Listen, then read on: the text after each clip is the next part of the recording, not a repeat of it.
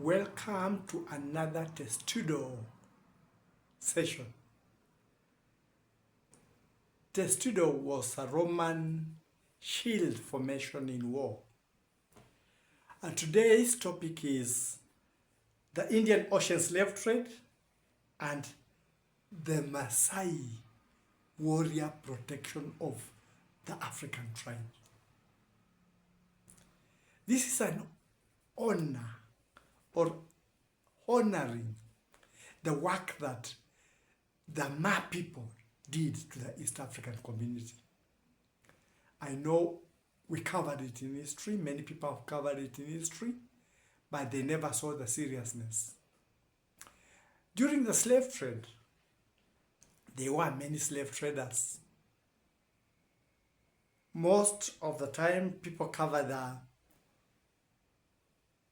Atlantic slave trade routes. They never touch much about the Indian Ocean slave trade routes. We were mostly affected by the Indian Ocean slave trade routes. When, with the onset of those ships that would be brought by the monsoon wind from India, from Oman to East African coast and back. First, the Muslims came and started trading in ivory. Not the Muslims, the Arabs.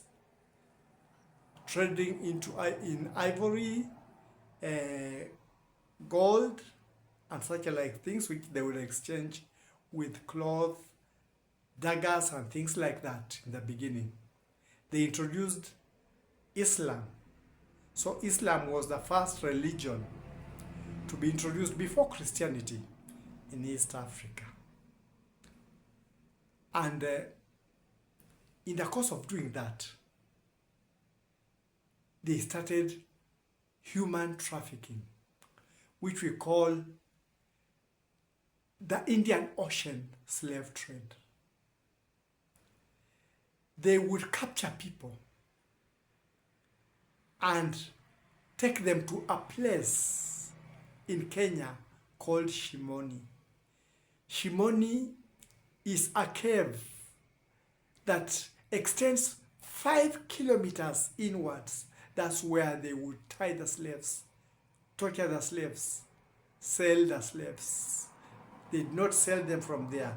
They would keep them there for about 2 weeks, and then they would take them to be put on dhows to be taken to the biggest slave market in East Africa, which was the slave market of Zanzibar, which was then under the Arab leadership, the Omani leadership.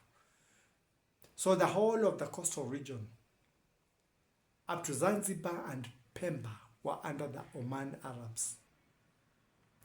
It was a dehumanizing trade. People would be moved, tied in chains, and many would die on the way. A few made it to Oman, Saudi Arabia, and those countries that are within that area. They were sold. The main slave market being Zanzibar. That's why the Oman Sultan moved to Zanzibar and made it his capital town. So Zanzibar was one time the capital of Oman instead of Muscat. Because of the slave trade, it had a very good climate, so cloves and other spices were being grown there, and he decided to settle there because of the good climate. So when this was going on, I would like to highlight names of the big slave traders during that time. There were people like Tipu Tip, whose real name was Hamed bin Muhammad El Marjebi. There was another one called Rumaliza, real name Mohammed bin Khalfan bin Hamis al-Barwani. Then there was another one called Msiri, Mwendasiri, a secret trader from the Nyamwezi tribe. And he used to get slaves deep inside Congo. He had established a kingdom there called Yeke Kingdom in Congo. So he would get slaves from there and bring them to the coast. And then there was one called Nyungu Yamawe, a pot of stone. And they would do a lot of trade, sell these people to be taken as slaves. Some found their way to Europe, places like Turkey. Others were taken past Mozambique and found themselves in the Atlantic slave route to the Central American countries and to the USA to do slave jobs. It was a terrible trade. It depopulated many places. But the tribes of East Africa had a guardian tribe, a pastoralist tribe, a warrior tribe. This tribe helped so that most of the East African tribes were not depopulated. It was the Maasai tribe, people who speak the Ma language. I'm going to name the clans. They are the Purko, the Kisongo, the Loita, Matapato, the Maat, Kikonyoike, Samburu, and the Ilchamus. Those clans, that tribe was a superior fighting tribe.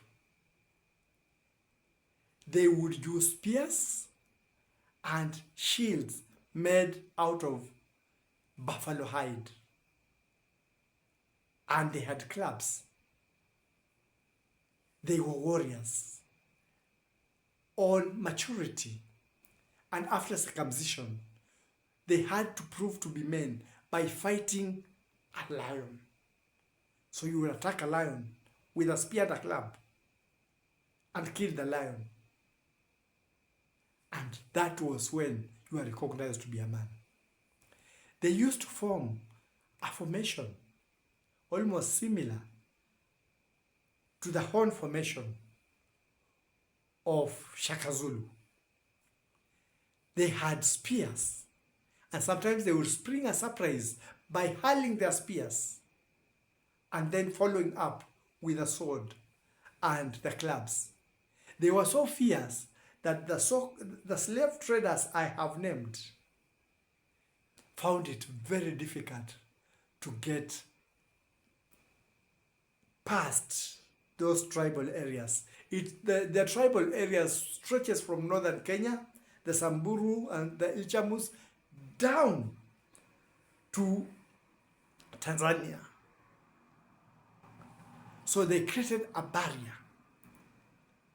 And that's why many of the East African tribes were able to remain intact.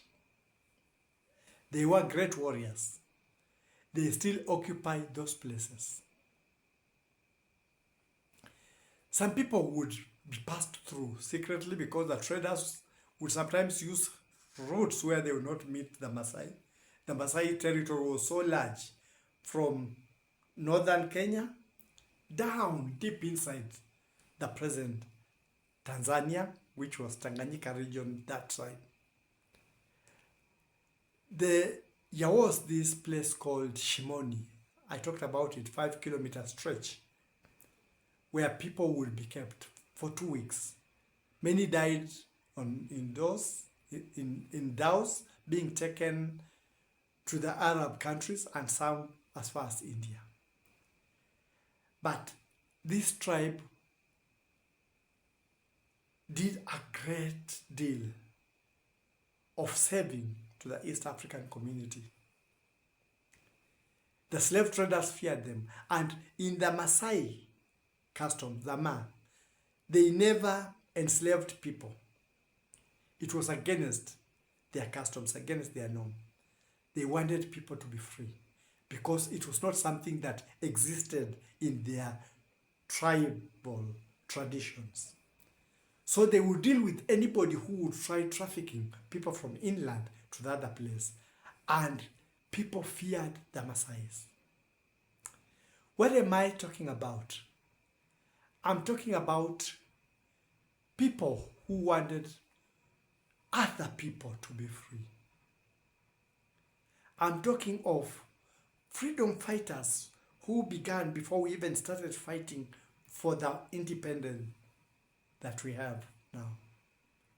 They were great people. They still are a great people, making a lot of contributions to the Kenyan country.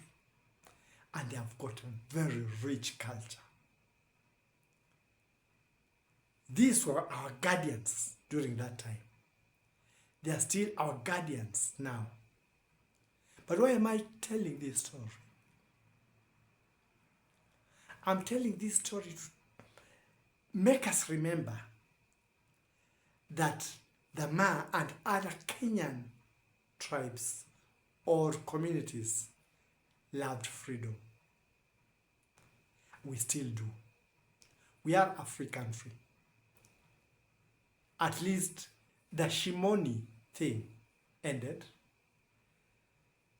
The Sultan of Oman went back, and now Zanzibar and Pemba and those other places are part of African countries. But that yearning for freedom still works in us.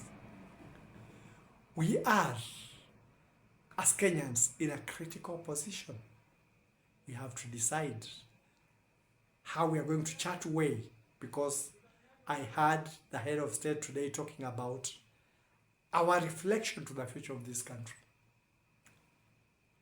And as we reflect, we are faced with a situation where we have to make Kenya better than what it is. So as we contribute our ideas, our thoughts for the future of Kenya, we should think that we should have this in mind: the greater freedom of the people of Kenya, the greater economic freedom, and we've got 11 months. So as you contribute to the words of economy, remember to register as a voter. Remember to look at the leadership within your area, so that what you contribute will be backed by your voting when the time comes. Kenyan people, freedom lovers, people who want to live a good life, good vision. Be ready for that big time. Enroll as voters. See the leaders you will choose. Organize, because after that time, if you make a mistake, then you have to go another 5 years. Look at the leaders. Contribute your ideas. And always think of a free Kenya, a liberal Kenya, a Kenya where you can reach the apex of your dreams, a Kenya that will encompass all of us. This time, like all the other times, look at the work records of those who are in power And those who want to be, look at what they have been able to do at the small, in the community, with the small resources or whatever they have been doing, contribution, mentally or whatever. And when it comes to making the choice, Kenyans make a choice that will suit us so that we don't start complaining again. We have good leaders. Here we are chatting forward with a vision. That is good. And the time is coming. There are also other uprising leaders. Watch everything. Do not be swayed by a lot of rhetoric, political rhetoric, but look at the work records of your politicians.